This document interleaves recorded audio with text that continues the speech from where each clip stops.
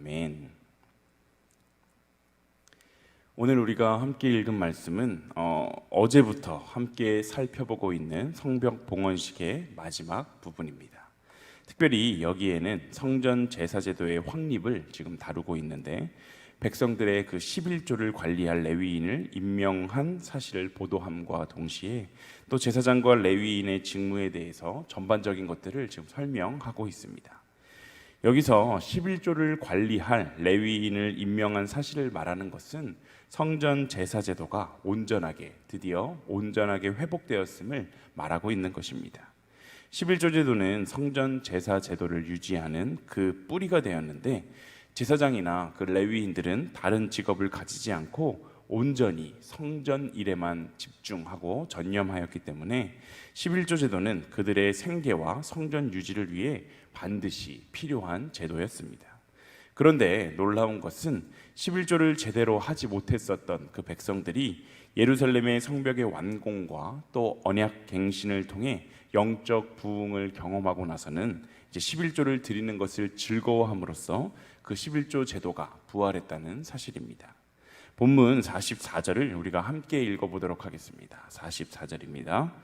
그날에 사람을 세워 곳간을 맡기고 제사장들과 레위 사람들에게 돌릴 것, 곧 율법에 정한 대로 거제물과 처음 익은 것과 11조를 모든 성읍밭에서 거두어 이 곳간에 쌓게 하였노니, 이는 유다 사람이 섬기는 제사장들과 레위 사람들로 말미암아 즐거워하기 때문이라. 아멘.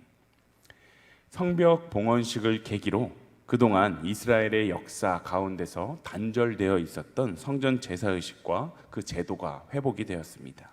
특히 이날에는 예물, 또 첫 수확물 11조를 관리하는 사람들이 임명이 되었고, 그들에 대한 대우도 다시 제도화되었습니다. 이런 제도의 부활이 가능했었던 이유는 유다 백성이 그 제사장과 레위인의 모습을 기쁘게 여겼기 때문입니다. 그래서 거룩한 직분을 받은 자에게 율법에서 정한 몫을 주는 데에 대해서 누구도 이의를 제기하지 않았고, 그 누구도 아까워하지 않았습니다. 제사장과 레위인들의 역할과 사역은 여기에서 지금 오늘 본문에서 새롭게 정해졌던 것이 아니라 이미 모세의 율법에 다 정해져 있었던 내용과 동일합니다.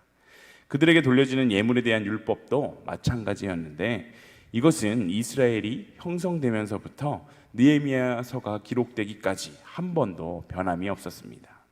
하나님이 제사장과 레위인의 몫을 규정하셨던 그 이유는 그들이 하나님을 섬기는데 온전하게 자신의 삶을 들여 헌신하는 자들이었기 때문입니다.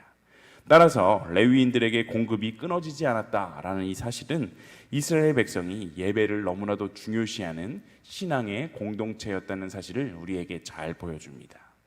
오늘 본문에 예물을 드리는 데 관한 자세한 규정을 소개하고 있는 것은 이스라엘이 하나님 중심으로 살아야 하는 백성임을 확실히 보여줍니다.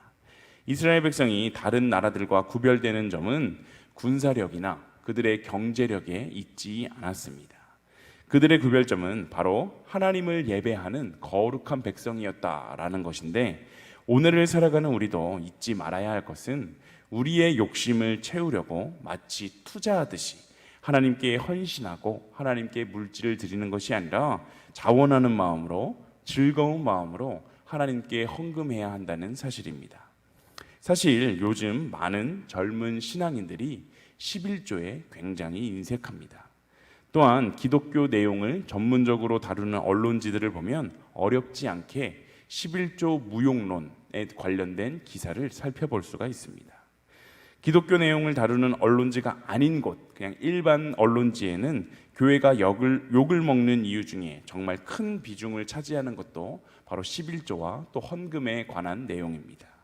댓글에는 남자들에게는 특별히 교회 다니는 여자 만나지 마라, 걔네는 돈만 생기면 교회에 갖다 바친다, 특별히 월급이나 큰 돈이 생기면 10분의 1을 갖다 바치는 통에 미치겠다, 절대 교회 다니는 사람들이랑은 상종도 하지 말아라 라는 댓글을 어렵지 않게 찾아볼 수 있습니다.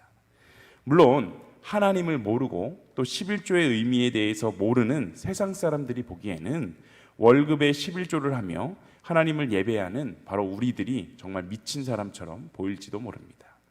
하지만 하나님을 믿고 따르는 그리스도인들조차도 11조의 의미를 제대로 알지 못하고 또 부정적인 인식을 가지고 살아서는 되겠습니까?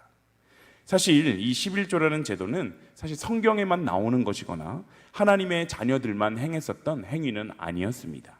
11조와 비슷한 제도는 이미 고대 서아시아 지역에 많은 나라들이 가지고 있었는데, 고대의 이집트, 또 바빌론, 아시리아, 엘람, 페니키아에서는 노량물의 그 10분의 1을 그들의 신에게 바치는 제도가 있었습니다.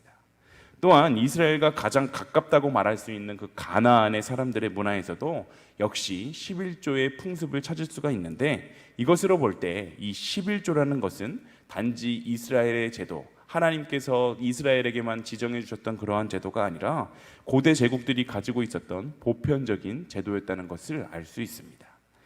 고대 사회에서 이 11조의 제도는 일종의 세금이었습니다. 특별히 이스라엘에게는 두 개의 11조가 있었는데, 먼저 종교적인 영역에서의 11조와 또한 정치적인 영역에서의 11조 두 가지로 나누어 볼 수 있었습니다. 먼저 종교적인 11조는 창세기 14장에 잘 나타나는데, 전쟁에서 승리하고 돌아온 그 아브라함이 종교적인 지도자였던 멜기세덱에게 그 전리품의 10분의 1을 준 것입니다. 또 다른 하나인 정치적인 영역에서의 11조는 왕정이 세워지고 또 정치제도가 만들어진 후에 왕에게 바치게 되었던 그러한 11조인데, 사무엘이 왕의 제도를 설명하면서 왕의 백성들의 의무를 열거하며 국고로 들어가는 11조의 의무를 사무엘상 8장에 언급한 적이 있습니다. 그렇다면 백성들이 왕에게 세금을 내는 이유가 무엇입니까? 그것은 세금을 내는 사람이 그의 백성이기 때문입니다. 왕은 백성들로부터 세금을 거두면서 그 백성을 돌보아야 하는 그러한 책임이 주어지고, 백성들은 자기의 주인이 되는 왕에게 세금을 내므로써 그 충성을 보일 수 있습니다. 즉, 오늘날 11조를 왜 해야 하는가라는 질문에 대한 대답을 바로 여기서 찾을 수 있는데, 그것은 11조를 드리는 사람이 하나님의 백성이기 때문에 11조를 드림으로써 내가 하나님의 백성임을 확증하는 것, 바로 이것이 우리 그리스도인들이 11조를 해야 하는 이유입니다. 즉 11조는 이렇게 정의할 수 있습니다. 11조는 내가 하나님의 백성이라고 고백하는 사람들이 자발적으로 드리며 또 스스로 하나님의 백성이라는 것을 인식하고 다른 사람들에게는 내가 하나님의 백성이라는 것을 각인시키는 행위다라고 말할 수 있습니다. 오늘날 점점 팽배해져가는 그 시대가 지났으니 구약시대에서나 행해지던 11조는 다 사라져야 한다라는 이 논리는 아마도 11조의 사용에 대한 불신에서 시작되지 않았을까 생각됩니다. 언론에 나타나는 많은 교회의 목사들이 정직하게 돈을 사용하지 않고 또 목돈이 되는 11조를 통해서 자신들의 배를 불리는 모습을 통해 그것으로 인해서 사회적인 질타를 받고 정말 많은 목사가 욕을 먹으면서 바로 이런 것 때문에 11조 무용론이 나왔을지 모릅니다. 하지만 우리가 기억해야 하는 것은 눈앞에 펼쳐지는 이러한 잘못된 상황이 아니라 바로 하나님의 말씀, 하나님께서 말씀하신 그 말씀을 기준으로 삼아서 살아야 한다는 사실입니다. 우리는 하나님의 백성 또한 거룩한 자녀로서 11조의 본래의 의미를 기억하고 또 그 의미에 맞는 11조를 과연 내가 드리고 있는가 점검하여서 나의 신앙 상태를 점검할 수 있어야 합니다. 또한 이 11조가 누군가의 개인의 배를 불리는 것이 아니라 가난한 자를 구제하고 또 어려운 사람들을 돕는 일에 올바르고 쓰이고 있는지 내가 섬기는 교회를 돌아보는 일도 너무나도 중요합니다.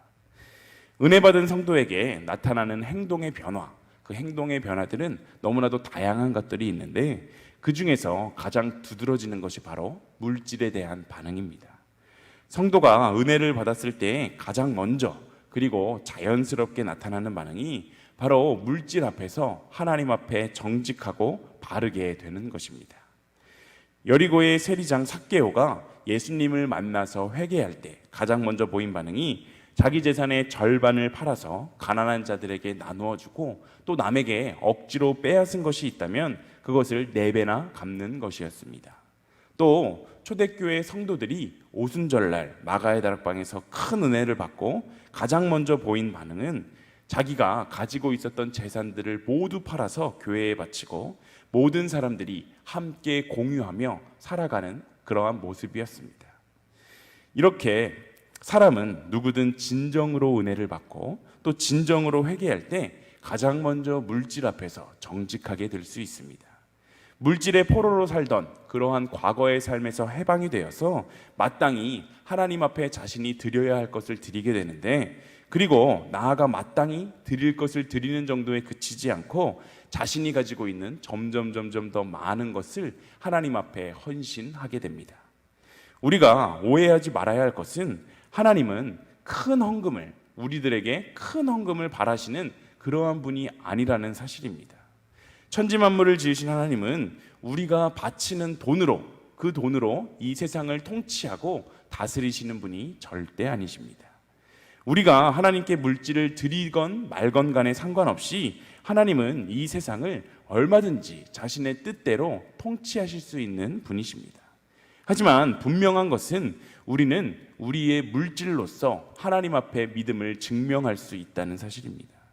많은 액수가 많은 믿음, 큰 믿음을 증명하는 것은 절대 아니지만, 우리의 믿음이 크고 우리가 성령이 충만할 때 우리는 그 양의 많고 적음을 떠나서 자신의 온 힘이 닿도록 자원하며 기쁜 마음으로 헌금을 할 수 있게 되는 것은 분명합니다.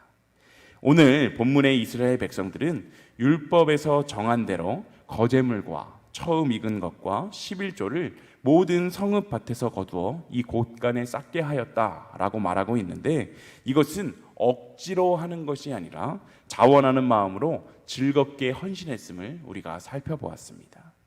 우리의 삶에도 이러한 진정한 헌신, 자원하는 헌신이 가득 넘치게 되기를 소망합니다.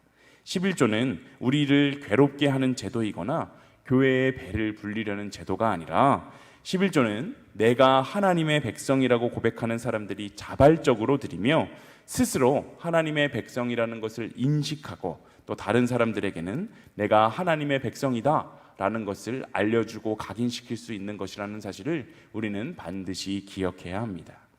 올바른 헌금 생활을 통해 하나님이 기뻐하시는 그 믿음을 소유하며 또 물질로부터 자유함을 얻고 하나님이 때마다 놀랍게 부어주시는 그 은혜를 날마다 경험하며 살아가는 일신교회 모든 성도님들이 다 되시기를 간절히 소망합니다. 우리 함께 찬송하겠습니다. 찬송가 50장입니다. 찬송가 50장 함께 찬양하도록 하겠습니다.